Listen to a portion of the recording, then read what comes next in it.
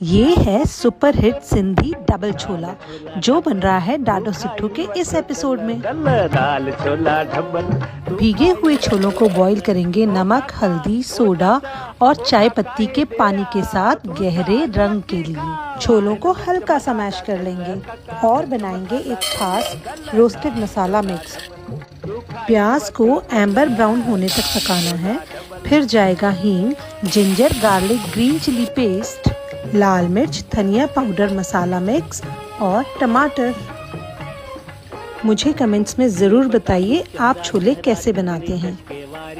इमली पेस्ट के साथ भुनी हुई ग्रेवी में सिमर करके छोले बनेंगे एकदम चटकदार और टेस्टी।